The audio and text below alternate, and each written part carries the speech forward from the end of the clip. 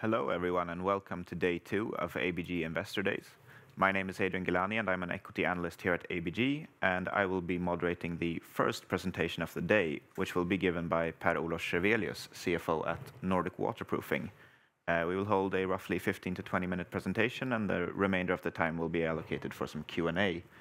So, Per-Olof, please go ahead with your presentation. Okay, thank you very much, Adrian. So yes, I'm here to present Nordic Waterproofing, one of the leading providers of waterproofing material in Northern Europe. And let's first take a look at the group at a glance here, where you can see that what we do is we develop, manufacture, and distribute a full range of products and solutions for protection of buildings and constructions. Priority for us is ease of installation, but also energy and environmental optimization of the products. We're about 1,300 employees. We operate in 10 countries in Northern and Northwest Europe. We listed on Nasdaq since 2016, and our sales last year was about 4.5 billion SEK. And as you can see down here, we have like a house of brands. We operate in 2 segments, products and solutions and installation services.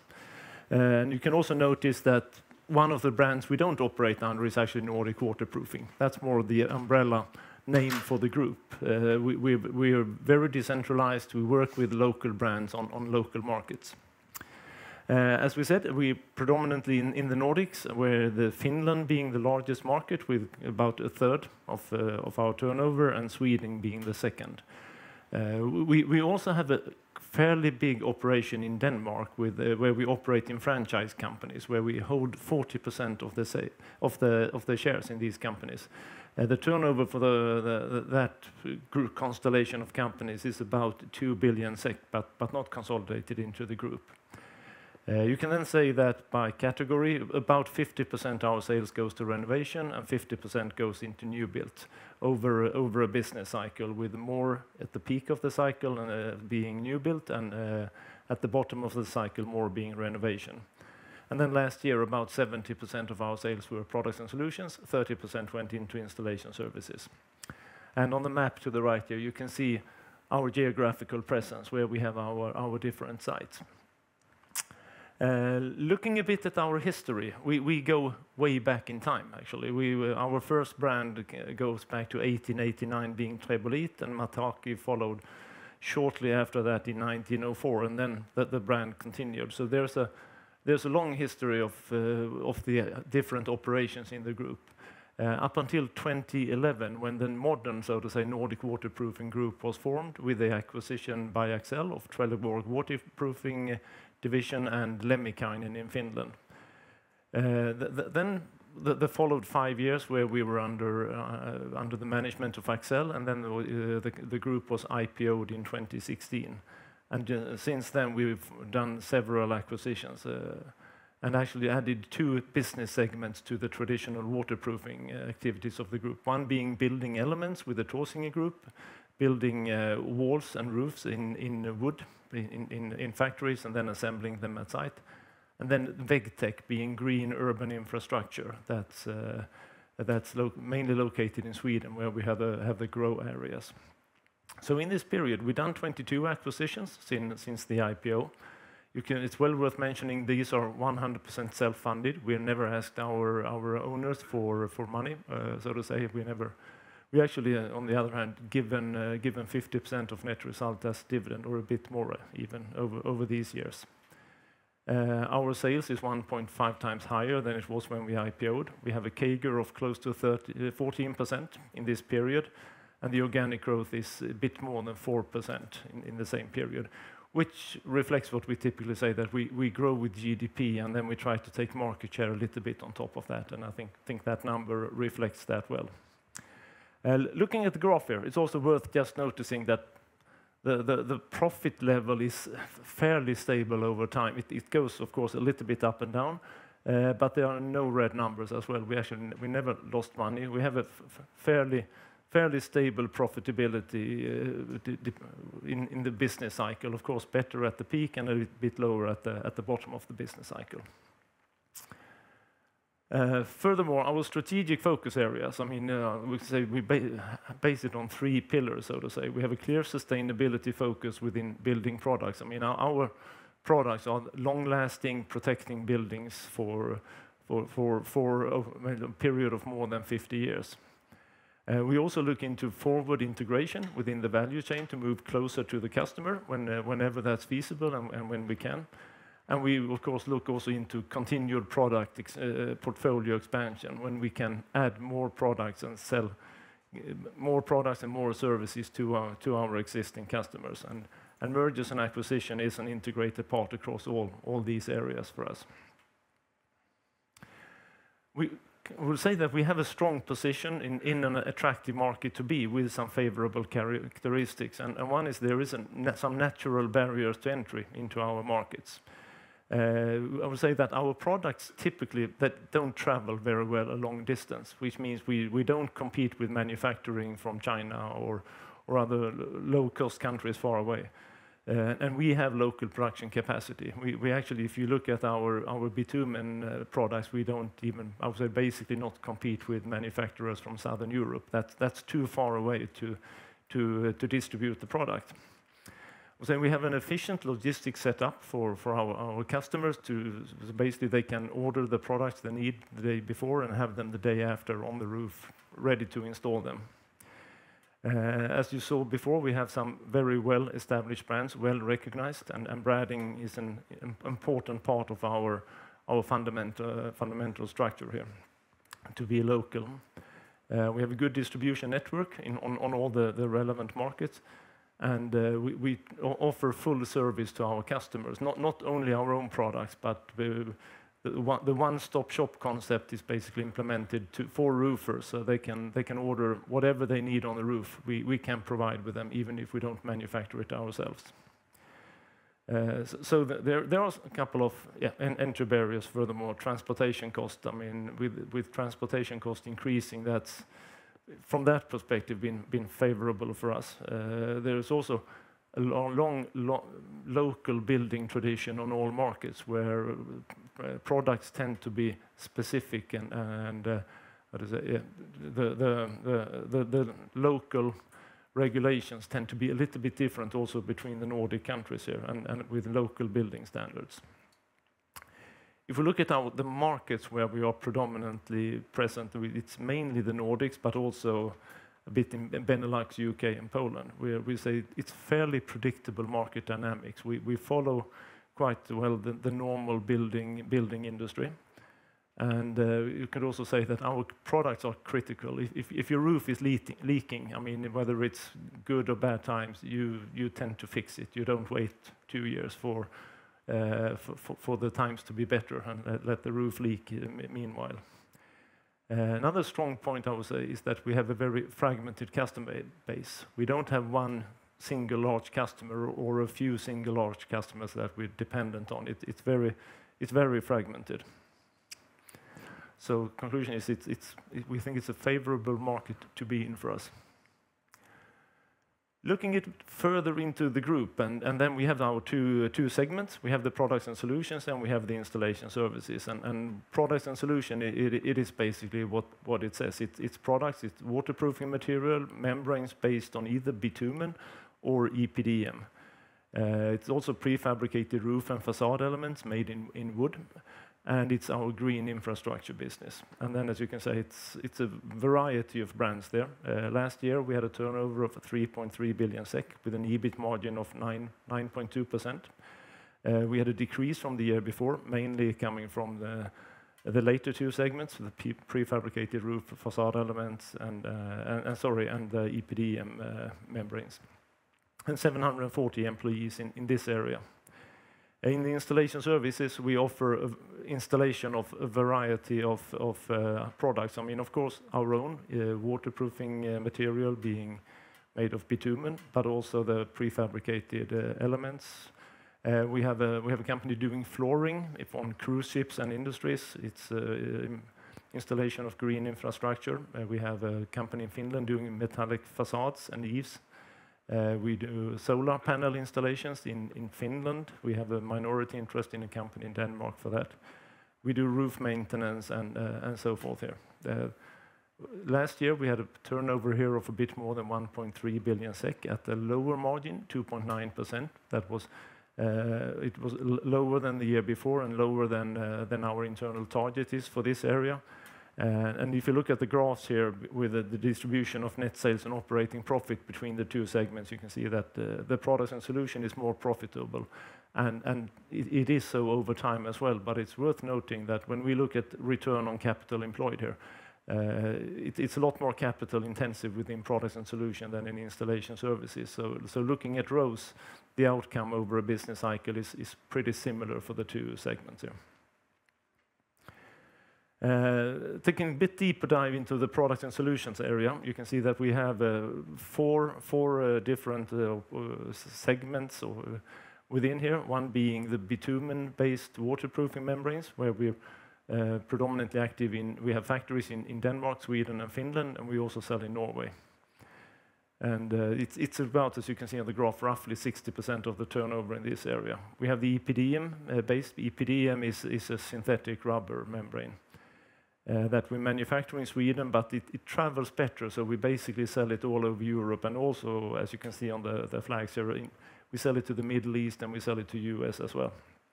And not to a large extent, but we're there.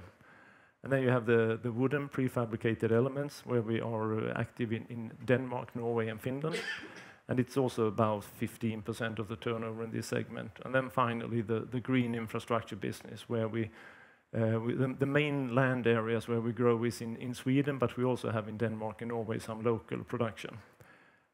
Finally, we actually also acquired a company in Finland not too long ago, 2 years ago here, where we also have some land where we grow.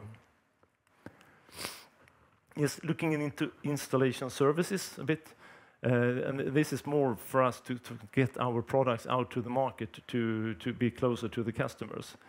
And what we can also do is that we can bundle together different products that we have and supply to the customers. So if they need to say upgrade, maintain the waterproofing membrane on the roof, and they want furthermore a part of that to be green and some solar panel installation, like in Finland, we can do all of that and give guarantees to the customer as a whole, so they don't need to work with different suppliers for this. We do work, as you see, a little bit different in the different countries here. In Finland, we own the companies ourselves. We have basically fully owned in most of these companies.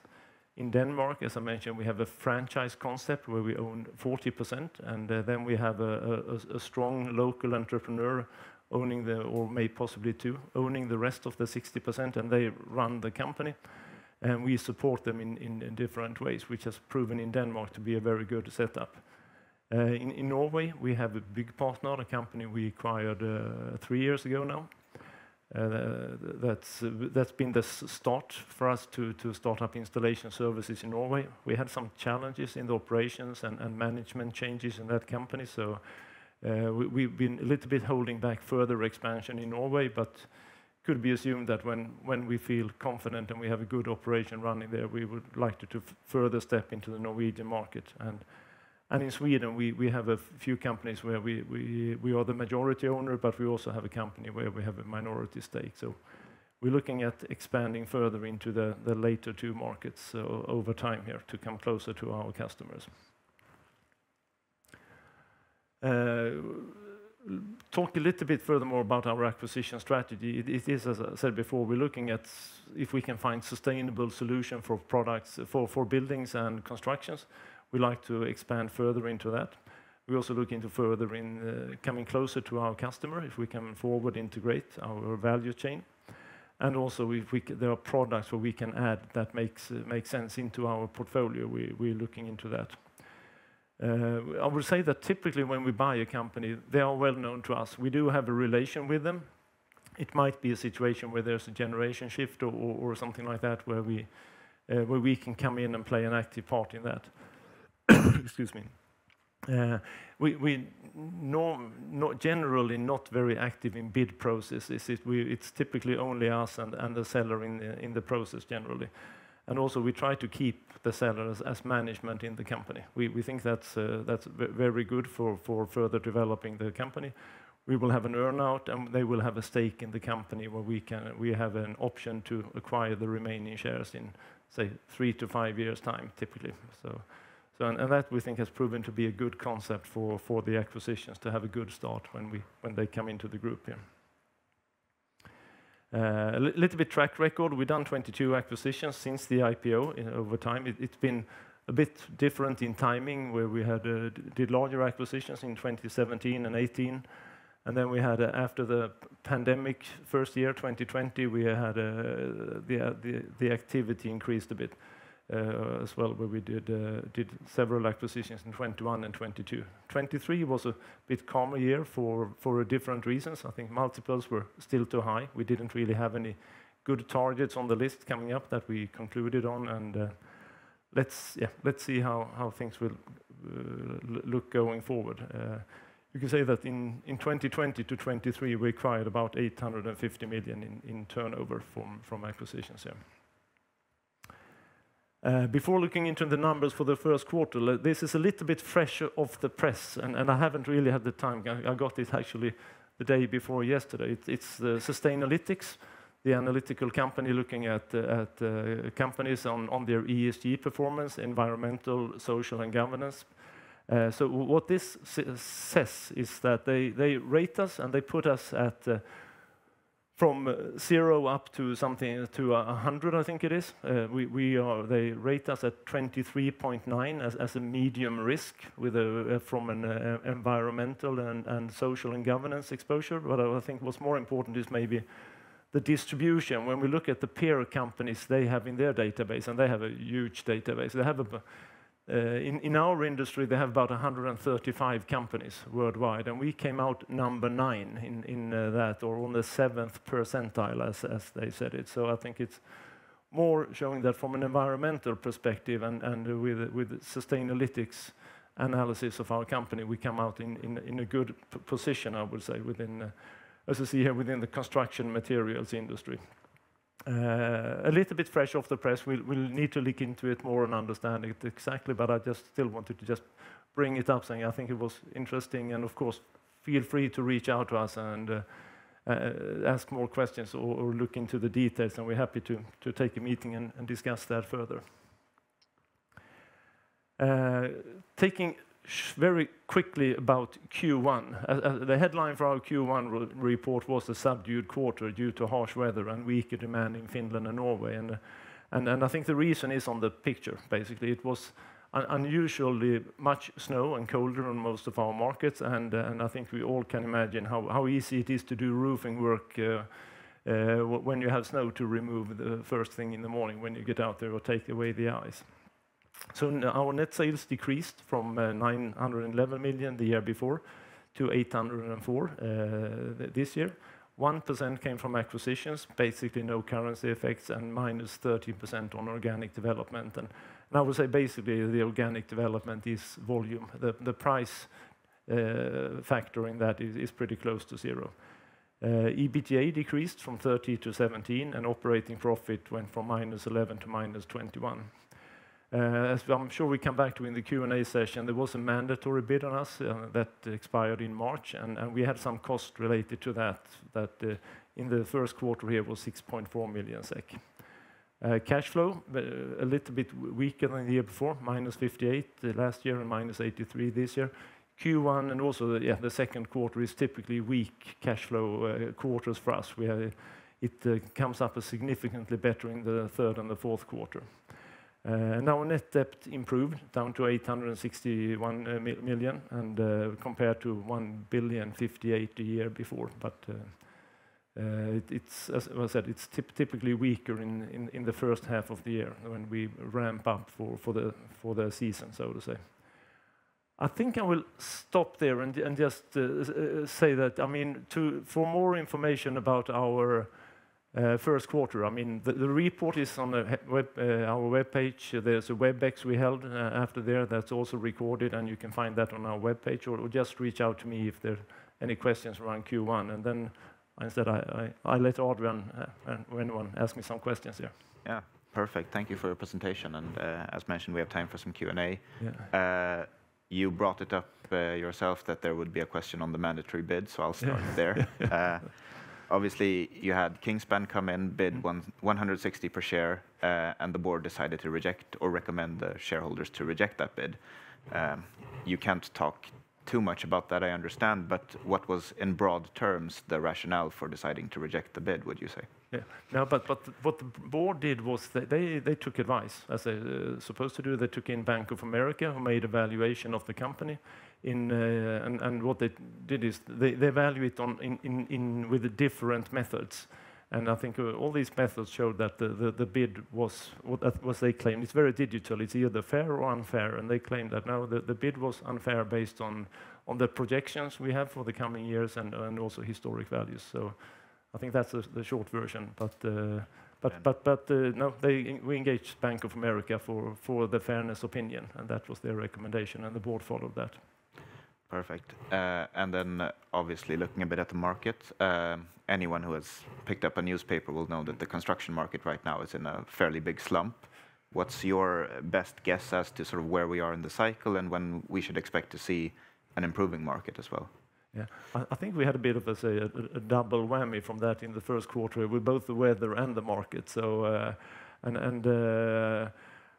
it is the million-dollar question, of course, when will it turn around? I think it will take a few more quarters, but I would, and it depends a little bit market by market, I would say. But I would expect to see the first signs of it flattening out and coming up, say after summer here. On some markets is my best guess right now. So if we split it down, sort of market by market, where are you experiencing the biggest issues and what's going comparatively well at the moment? I think if I take, the one sticks out, Sweden is going very well, and if I talk about the bitumen market, holding up very well, both in first quarter and so far I can see in the second quarter. Denmark is holding up well as well, I would say for that, where it's tougher in Norway and it's tougher in Finland. Looking at our EPDM business, I would say it had a decrease due to competition, new competitors coming in last year. It's flattening out, and so I would say it's stabilized, but on a bit lower level than it was 2 years ago. And then another large sector is our housing industry, the prefab elements and roof, where we see Denmark being better than Norway when it comes to new build. Perfect. And you showed us sort of the product split breakdown. Bitumen, of course, is still your core business, but it's a smaller share of sales today than it was, say, 5 years ago. Yeah. If we were to sort of zoom out for the coming 5 years, how do you see your product mix evolving over time? I think it depends on what acquisitions might come in. I would expect out of the different segments you saw that maybe the green infrastructure to be growing a bit better than the other areas, because it's very much right in time, both from environmental perspective, but also it's very nice to have the green urban areas on rooftops or inner yards or where you have it. So, but I would expect bitumen membranes to still be the base for the group in 5 years. So looking at the acquisition agenda, would you say that you're focusing acquisitions towards the green infrastructure areas, or are you open to doing acquisitions wherever it fits? I think we're open to do, a bit opportunistic wherever it fits, but it will definitely be nice to add some volume and possibly more markets and products into the green infrastructure. Absolutely. And you mentioned that, or we saw that 2023 was not a very active year for acquisitions, and you mentioned multiples were sort of still too high among the sellers. Would you say that sellers are lowering their expectations now for what they want to get paid, or is it still a difficult environment to meet on a price there? No, but I think reality has kicked in, so to say. So I think we see multiples a bit lower, but also now maybe most companies have had a weaker 23, and that also has an impact on the price we have to pay. And then you mentioned some extra competition coming in the European market on the EPDM side. Could you just outline quickly sort of the market position you have, perhaps in the Nordics and also in continental Europe? I think if you take, bitumen in the Nordics, we typically, I would say, hold somewhere between 20 and 35% market share, depending on which market it is. EPDM, we are probably the third biggest player in Europe, from what we believe. What's happened there is a Saudi Arabian competitor has come in with really low prices, and it has hit both us and the two biggest suppliers in that market with, and they have undercut us with, say, 10 to 15% in price. So that did change the market dynamics during, say, 22 and predominantly 23. But I would believe that we are still the third biggest player in the market, if you look at European mainland. I understand. And I think we have time for one more question before we have to round off. So, with the sort of weaker market conditions, as you mentioned, for probably a few more quarters at least, what's your action plan in a weaker market environment? How do you deal with sort of lower new build activity? What's your bottom-up plan? Yeah, to start with, I think the lower new build activity is mainly in residential. I will say most of our products, they go into commercial buildings. It's probably 15% of our products going into residential. So therefore, we're not as much as affected as you could believe. Second is, I mean, we're basically doing cost cutting and adjusting our organizations to the new situation. We're running a program in Finland now, for instance, with an ambition to save quite a significant amount of cost to just right-size the organization for this new situation. So I think we're on our toes and trying to be proactive in that area to adjust our costume to the situation. Perfect. And with that being said, we've used up our time. So I'd like to thank you for your presentation and for answering all my questions. And again, thank you to all listening in as well. Yeah, okay. Thank you very much.